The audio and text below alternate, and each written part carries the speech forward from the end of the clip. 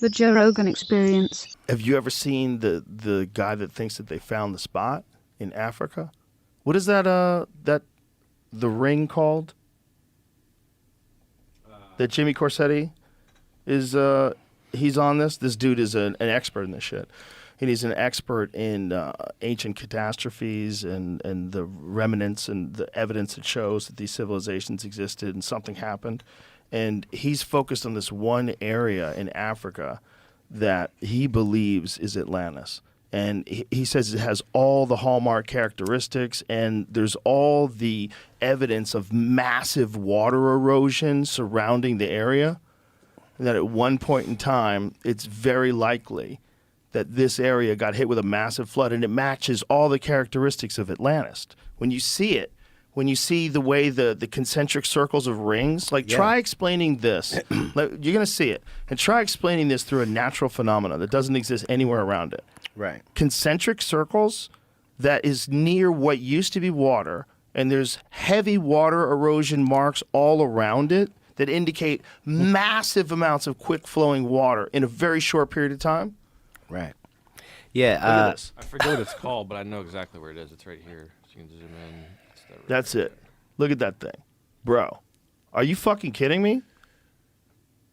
The reshot structure. That's is it. what it's The called. reshot structure. I mean, are you fucking kidding me? I think if you go 3D, you can see the...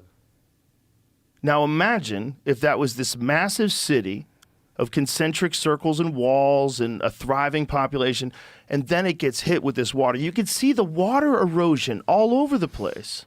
The whole thing looks like it's washed out. See? Yeah. It looks like it was washed out because it was. Right. And that's salt, I believe. But They that's yes, what there's makes salt there. That's the other thing. between this and the Garden of Eden locations. Like these are two of the great landmarks in human history. Where's the Garden of Eden?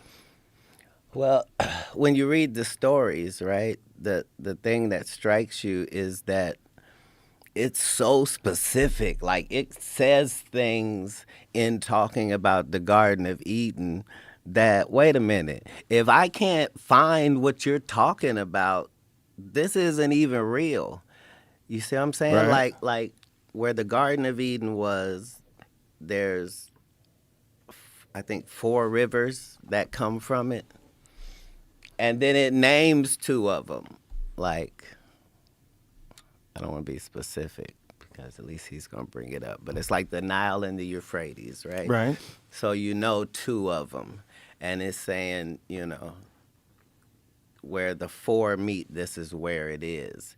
And, yeah, my whole life I was like, This is really weird because at one period of time we're thinking no flood happens. There's so many things that have lined up from these great religious books Yeah. where we can see that no, something happened here. Like, Something happened, and these are stories of people telling stories that have been told to them for about 1,000 years. but before this anybody is wrote it why, down. right? Yeah, This is because why something they happened. were told, and that's what Yeah. that's the difference between those of us that want to know the world's mysteries and conspiracy theorists. Like, there's Right. nothing to a conspiracy theorist because you're not producing what you're using. But these world mysteries, like, that's harder to do. A lie is not something that people are going to repeat for generations on generations.